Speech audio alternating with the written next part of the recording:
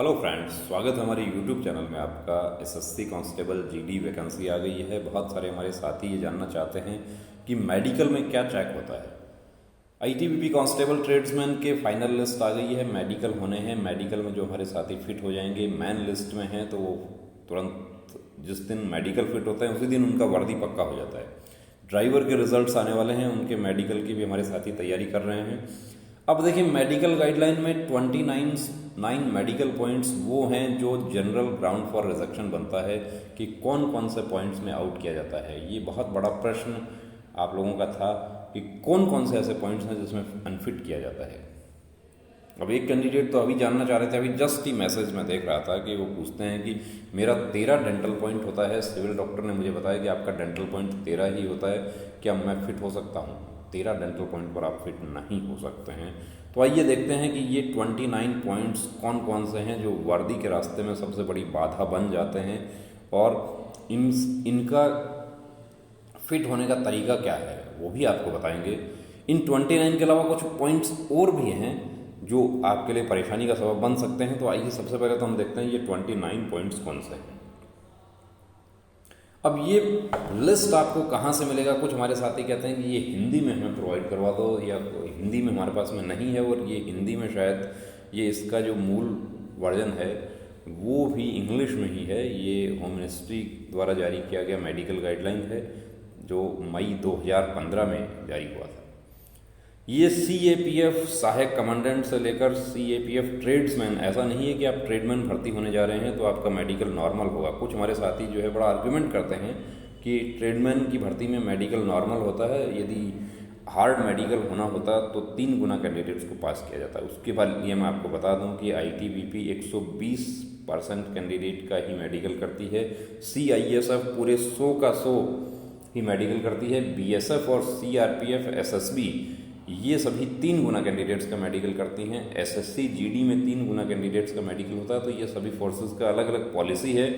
ITBP के जो आपके जो कॉल लेटर्स आ रहे हैं उसमें साफ लिखा हुआ है कि मेन लिस्ट के कैंडिडेट्स के अलावा जो एक्सटेंडेड लिस्ट है उनको इसलिए मौका दिया जा रहा है कि कोई कैंडिडेट मेन लिस्ट में से एब्सेंट हो जाता है या अनफिट हो जाता है। तो जनरल ग्राउंड फॉर रिजेक्शन, इसके लिए आपको सबसे पहले देखिए कहाँ जाना है आपको। तो आपको जाना है मेडिकल गाइडलाइन का पेज नंबर 7 पे।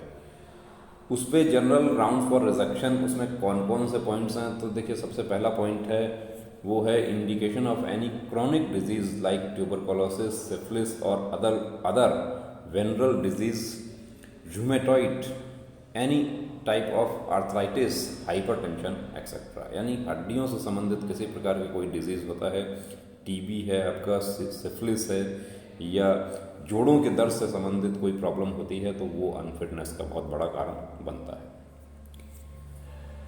दूसरा पॉइंट बनता है ब्रांकियल और laryngeal disease like asthma, chronic tonsillitis और adenoids.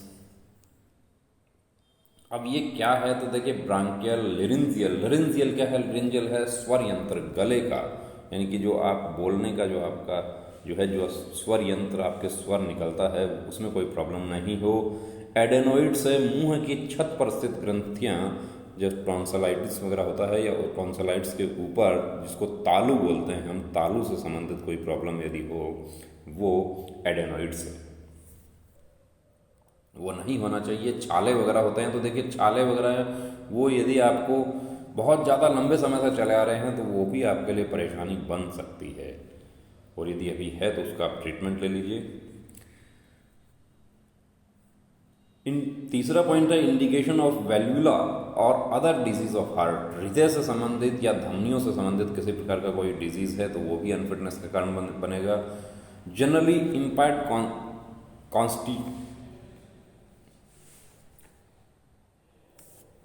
impaired constitution so as to impede efficient discharge of training duties, यानी आपका जो बनावट है उसमें किसी प्रकार का जो है विसंगति हो शरीर का, वो आपके लिए परेशानी का सबब बन सकता है। 5वां आँख का पॉइंट है लो स्टैंडर्ड विजन, यानी कि आपका 6x6 दोनों आँख होनी चाहिए। यदि आपका एक आँख 6/6 है, दूसरा 6/9 है, तो भी आप फिट हो सकते हैं। अब 6/6 मास्टर आई जिसको कहते हैं, राइट हैंडेड पर्सन है आप, तो आपका राइट आई जो है वो 6/6 होना चाहिए। लेफ्ट 6/9 भी चलेगा। उसके लिए आपको यदि दोनों आँखें 6/6 नहीं होती हैं, एक आँख 6/9 होती है, तो वहाँ पर आपका मेडिकल शीट में लिखा जाता है कि आप राइट हैंडेड पर्सन हैं और लेफ्ट हैंडेड पर्सन है। आपसे सिग्नेचर भी करवाया जाता है उस पर कि आप कौन से हाथ से आप काम करते हैं, आपका मास्टर हैंड कौन सा है। Any degree of squint, squint के लिए भी काफ़ी मैसेज हमारे पास में आते हैं कि स्क्विंट क्या फिट होता है, नहीं फिट होता है, साफ लिखा हुआ है। ओटिटिस मीडिया, ओटिटिस मीडिया होता है कि कान के पर्दे में जो प्रॉब्लम होता है वो ओटिटिस मीडिया है। आठवां है deafness, any degree of impaired hearing, तो हियरिंग में आपका कोई प्रॉब्लम है, सुनने की क्षमता आपकी सही नहीं है, आप आउट हो जाएंगे। स्टैमरिंग, स्टैमरिंग 9 नंबर पॉइंट है। हकलाहट, इसका पूरा डिटेल आगे दिया हुआ है, हकलाहट नहीं होना चाहिए। Loss of DK of teeth resulting in reduction of dental points below 14, साफ साफ लिखा हुआ है डेंटल पॉइंट 14 से यदि नीचे होता है तो आप अनफिट हो जाते हैं, अनफिटनेस का आपका कारण बनता है। 11 नंबर कहता है कि वियरिंग ऑफ हाफ और कंप्लीट आर्टिफिशियल डेंचर, आधे और उससे ज़्यादा यदि आपने नकली दांत लगा रखे हैं तो वो अनफिटनेस का कारण बन जाएगा। और वैसे भी यदि नकली लगा रखा है तो ये जो 14 डेंटल पॉइंट है ये डाउन हो जाता है, इसलिए इसकी ज़रूरत ही नहीं है। 11 नंबर की आर्टिफिशियल दांत आपने लगाया है तो ये क्या होगा, उसका पता चल गया तो इसके आधार पर ही आप आउट हो जाते हैं। एबनॉर्मल कर्वेचर ऑफ स्पाइन, देखिए स्पाइन का जो आपका वक्रता है वो एबनॉर्मल नहीं होनी चाहिए, वो बिल्कुल नॉर्मल होनी चाहिए। अब इसमें क्या क्या है, exact nature, for example kyphosis, scoliosis, lordosis etcetera to be specified, ये सब प्रॉब्लम आपको नहीं होने चाहिए। लॉस ऑफ लॉर्डोसिस, ये स्कोलियोसिस, ये सब नहीं होने चाहिए। जो हमारे साथी जो लंबे होते हैं, और स्कोलियोसिस का पॉइंट ऐसा है कि आपको स्कोलियोसिस नहीं होता है तो भी कई बार आपको पॉइंट इससे मिल जाता है कि आप बहुत लूज खड़े हो जाते हैं वहाँ पे, तो ढीला नहीं खड़ा होना है। एबनॉर्मल गेट, ये क्या है, चलने का तरीका, आपका जो चलने का तरीका है बिल्कुल नॉर्मल होना चाहिए। यदि आपका चलने का तरीका ठीक नहीं है वहाँ भी आप आउट हो जाएंगे। एंडोक्राइनल डिसऑर्डर, ये क्या है, तो ये है अंतःस्रावी ग्रंथियों से संबंधित किसी प्रकार का कोई डिसऑर्डर होता है, वहाँ पर आप आउट हो जाएंगे। मेंटल और nervous instability, evidence of nervous instability, ये क्या है, जो हमारा कलाई पर जो कट लगाते हैं साथी, वो इसका एविडेंस होता है, सबसे बड़ा एविडेंस यही होता है। और कोई एविडेंस डिटेक्ट करने का तरीका नहीं है फोर्स के पास में कि आपका कोई किसी प्रकार कोई आपका साइकोलॉजिकल टेस्ट वो करें, ऐसा नहीं होता है। आप अपने व्यवहार से ही वहाँ पर कोई ऐसा उदाहरण दे देते हैं तो इसके आधार पर भी आउट किया जा सकता है। Defective intelligence, any type of hernia, देखिए हार्निया जो है, हार्निया में तो कुछ हमारे साथी जो है वो ज्वाइनिंग में भी उनको घर भेज दिया गया, ज्वाइनिंग मेडिकल में भी अनफिट हो गए। Chronic skin disease like vitiligo, अब देखिए विटिलिगो जो हमारे सफ़ेद दाग के जो साथी हैं वो विटिलिगो बहुत बड़ा पॉइंट बनता है। Leprosy, SLE, eczema, chronic extensive fungal dermatitis, ये सब स्किन से रिलेटेड प्रॉब्लम है। यदि ऐसा कोई है आपको तो क्रोनिक है तो उसका ट्रीटमेंट करवा लेना दोस्तों, वरना आप देखिए एसएससी जीडी के जो साथी हैं उनके पास में अभी समय है, ये सब पॉइंट यदि आपको है तो आप ट्रीटमेंट ले लीजिए आप। Any congenital abnormality so as to impede efficient discharge of training duties, अब इसमें कुछ भी शामिल हो सकता है। congenital abnormality यदि डॉक्टर को लगता है कुछ भी। anal fistula, hemorrhoids and other anorectal disease as specified, ये पूरा चैप्टर है इसका कि हेमोरॉइड, फिस्टुला, ये सब नहीं होने चाहिए। स्किन टैग यदि होता है तो स्किन टैग देखिए हमने फिट होते हुए देखे हैं तो उसमें आपको टेंशन नहीं करनी है, लेकिन हेमोरॉइड्स, पाइल्स, ये सब है तो उसका ट्रीटमेंट करवा लीजिए। Deformity of feet like flat foot, club foot, planter, rats etcetera, ये सब नहीं होना चाहिए। इपिलेप्सी, एपिलेप्सी नहीं होना चाहिए दोस्तों। मिर्गी जो है उसका evidence history as per annexure 2, और मिर्गी जो है उसका दौरा तो कुछ हमारे साथी ट्रेनिंग में उनको आ गया, उसके आधार पर भी उनको आउट कर दिया गया। तो यदि ये है तो इसका इलाज होना चाहिए। नस्टैग्मस, देखिए नस्टैग्मस क्या है और प्रोग्रेसिव टेरिजियम क्या है। तो ये है आंख से संबंधित प्रॉब्लम है। ये नस्टैग्मस होता है आंखों का अचानक न चाहते हुए भी हिलने लगना, और उससे क्या होता है कि आंखों का मूवमेंट शुरू हो जाता है और ब्लर दिखाई देना, धुंधला दिखाई देना शुरू हो जाता है।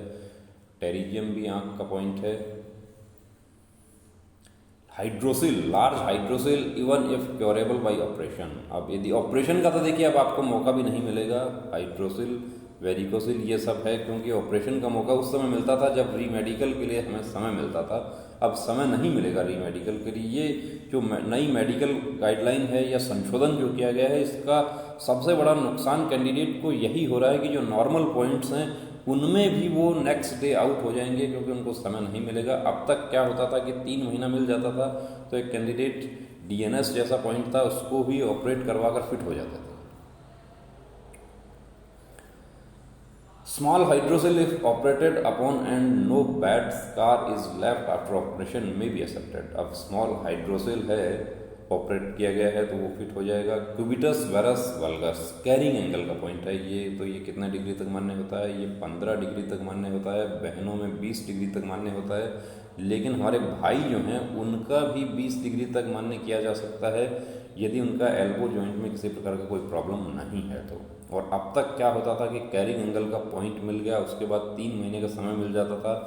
22 डिग्री भी जिनका होता था वो भी एक्सरसाइज करके 15 डिग्री कर लेते थे 3 महीने में। लेकिन अब री मेडिकल के लिए समय नहीं मिलेगा। नहीं मिलेगा तो क्या होगा कि जैसे आज आपका 20 डिग्री है तो वो कल भी 20 डिग्री ही होगा और आपको बाहर जाने के अलावा और कोई ऑप्शन नहीं बचेगा। पॉलीडेक्टिली, देखिए पॉलीडेक्टिली ऑफ हैंड्स फीट ये क्या होता है? ये होता है आपके हाथ में 6 उंगलियां हैं या आपके पैर में 6 उंगलियां हैं, वो अनफिटनेस का कारण है। उसको सर्जरी करवा के पहले उसको क्लियर कर लिया जाए। पॉलीडेक्टिली, अभी एसएससी जीडी में एक उदाहरण हम आपको बताते हैं कि एक कैंडिडेट, उसको अंगूठा जो था वो एक्स्ट्रा था उसको, और उसको फिट कर दिया। किस आधार पर फिट कर दिया वो भी बड़ा अफसोस की बात है। वो कैंडिडेट ट्रेनिंग में भी चला जाता है, इतना लंबा समय मिल गया, फिट हो गया था, चाहे वो एरर ऑफ जजमेंट से फिट हुआ, लेकिन फिट हो गया था तो उसको सर्जरी करवा के उस अंगूठे को, एक्स्ट्रा अंगूठे को हटवा देना चाहिए था। हटवा देता वो फिट हो सकता था, वर्दी बच जाता, लेकिन वो ट्रेनिंग सेंटर में 3 महीना हो रहा और वहाँ पर फिर मेडिकल करके 3 महीने का 1 रुपया वेतन नहीं मिला। 3 महीने घास भी काटना पड़ा और वापस घर भी जाना पड़ा और कोई उसका सॉल्यूशन भी नहीं है। ऐसा ही अनडिसेंडेड टेस्टिस, देखिए अगला पॉइंट जो है 28 number point, undescended testis, atrophic testis, marked varicocele, testicular swellings, ये सब आपके नहीं होना चाहिए। टेस्टिस सैक जो है उसमें दोनों टेस्टिस आपके बिल्कुल, दोनों टेस्टिस सैक में होने चाहिए और दोनों का साइज भी बिल्कुल सेम होना चाहिए।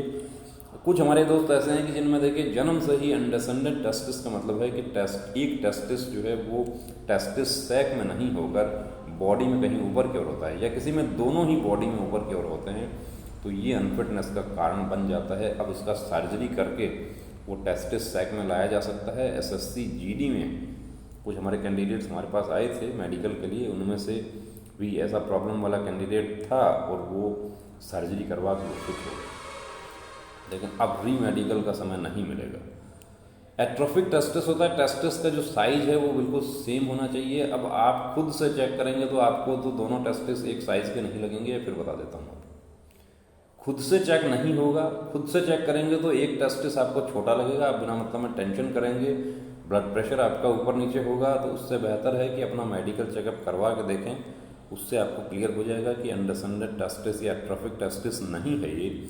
Marked varicocele, testicular swelling, testis में किसी प्रकार का दर्द वगैरह आपको नहीं होना चाहिए, कोई वेंस वहाँ पर फुलावट नहीं होनी चाहिए, गुच्छा नहीं होना चाहिए। ये सब आप खुद से गूगल सर्च नहीं करना है। अगला पॉइंट देखिए वेरिकोज वेंस। अब वेरिकोज वेंस में एक कैंडिडेट हमारे पास ऐसे भी आए कि वो वेरिकोज वेन का उन्होंने सर्जरी करवा रखा है और सर्जरी का अभी वो कहते हैं कि मैं क्या मेडिकल में जाऊँ तो पेपर्स लेके जाऊँ।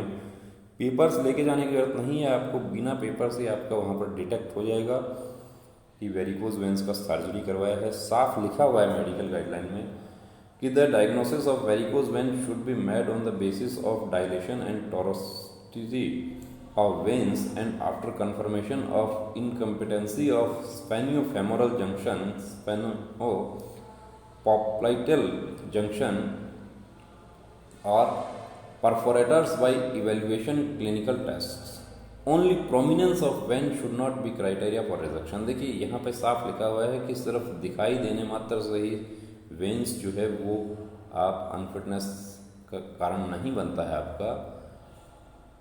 Cases of varicose veins even if operated are not to be accepted because basic defect remains unchanged. साफ लिखा हुआ है कि वेरिकोज वेन्स का ऑपरेटेड केस मान्य नहीं होगा। तो वेरिकोज वेन्स यदि आपको है तो उसका लेजर से आप ट्रीटमेंट करवाएं, और सिर्फ दिखने वाली नसें वेरिकोज नहीं होती हैं। अब यहाँ पर नोट में भी ये लिखा गया है कि मेडिकल अफसर जो है वो जिम्मेदार होंगे, पूरी तरीके से रेस्पॉन्सिबिलिटी उनकी होगी यदि किसी कैंडिडेट को कोई प्रॉब्लम डिटेक्ट हो जाता है बाद में भी। और जो ट्रेनिंग में भी एसएससी जीडी में टेस्टिस के, वेरिकोज वेन्स के, ये जितने भी आपको देखिए ऊपर पॉइंट दिखाए गए हैं, इनमें लगभग सभी पॉइंट्स में कैंडिडेट को ज्वाइनिंग मेडिकल में आउट किया गया है कि वो किसी वजह से वो बच गए, वो डिटेल मेडिकल में फिट हो गए थे लेकिन ज्वाइनिंग मेडिकल में आउट हो गए। अब यहाँ पर एक पॉइंट और है हमारा, वो है कलर ब्लाइंडनेस का, वो भी अनफिटनेस का कारण बनता है। एक पॉइंट और है हमारा टैटू का। तो टैटू भी, धार्मिक टैटू और नाम वाले टैटू एक पर्टिकुलर साइज तक के मान्य हैं, लेकिन वो भी आपके लेफ्ट हैंड पर ही मान्य हो सकते हैं। राइट हैंड पर यदि टैटू है तो उसके लिए हम आपको एडवाइस करेंगे कि आप उसको रिमूव करवा लें। अब इसमें जो हमारे एसएससी जीडी के जो साथी हैं उनको देखिए अभी टेंशन करना नहीं है, लेकिन आप एक बार अपना मेडिकल जरूर देखें, क्योंकि पॉलीडेक्टिल जैसे पॉइंट जो होते हैं इनमें बड़ी प्रॉब्लम हो जाती है। एक्जिमा है या नर्वस का है या एंडोक्राइनल है या गेट का है या खाइफोसिस है या कवचर का पॉइंट है, कॉन्ट्रैक्शन है, ये सब पॉइंट देखिए ऐसे हैं। स्टैमरिंग, हकलाहट है, क्लाट भी स्पीच थेरेपी से ठीक हो जाता है। लेकिन ये सब का देखिए जो गांव का हमारा भारत है उसको पता नहीं चलता। और फोर्सेस में कौन जाता है? फोर्सेस में तो 90% तो हमारा गांव का भारत है वो जाता है, विशेष रूप से कॉन्स्टेबलरी। तो दोस्तों आप मेहनत करते हैं, आप फिजिकल, आप पूरा कोचिंग करेंगे, सब कुछ आप करेंगे, और लास्ट मोमेंट पे आपको पता चलता है कि ये पॉइंट तो ऐसा है कि मैं कभी फिट नहीं हो सकता था। कुछ हमारे साथी, हम भी एडवाइस करते हैं उनको कि उनके पॉइंट्स इस तरीके के डिटेक्ट होते हैं, पिक वगैरह आप लोग शेयर करते हैं तो हम बता देते हैं कि आपको यहाँ पर तैयारी करना है या नहीं करना है। तो दोस्तों तैयारी तभी शुरू करें जब आप देखिए मेडिकल में आप आश्वस्त हो, कोई ऐसा पॉइंट नहीं हो जो कभी फिट नहीं हो सकता, और आप तैयारी में जुट जाएं और बाद में आपको 2 साल का समय लग जाता है। उसके बाद पता चलता है एसएससी जीडी 2018 में भी ऐसा हुआ, एक बहन को बहुत अच्छा मार्क्स था, एनआईए उनको मिल जाता या एसएसएफ मिल जाता उनको, लेकिन उनका एक फिंगर जो था वो कट था और वो रीमेडिकल उनको मिला। रीमेडिकल के बाद भी वो सिविल डॉक्टर ने उनको फिटनेस दे दिया। सिविल डॉक्टर ने फिटनेस इस आधार पर दे दिया कि ये इनका हैंड का नॉर्मल फंक्शनिंग जो है उसमें कोई प्रॉब्लम नहीं है। अब एक फिंगर कट है तो उसमें विकलांगता का प्रमाण पत्र भी नहीं बनता है, उसके आधार पर उनको सिविल डॉक्टर ने फिटनेस दे दिया। रीमेडिकल में भी उनको अनफिट होना था, सारी मेहनत बेकार हो गई, बड़ा अफसोस हुआ। इससे तो बेहतर था कि लेखपाल का या कोई दूसरा सिविल जॉब की तैयारी करती। तो ऐसा आपके साथ नहीं हो। मेडिकल सूटेबिलिटी सबसे पहले आपको तय करनी है, चेक करना है। दोस्तों रुकना नहीं, थमना नहीं, अब ठानना है, वर्दी को हर हाल में पाना है। जय हिंद।